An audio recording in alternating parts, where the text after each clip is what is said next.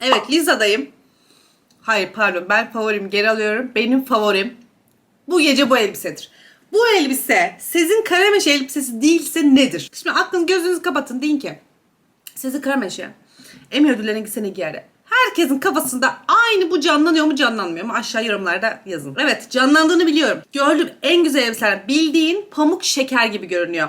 Onun yapısını nasıl yapmışlar bilmiyorum ama hani bir şeylik var, pamukluk var, anladınız mı? Bir şey böyle akıyor, bir fluluk var.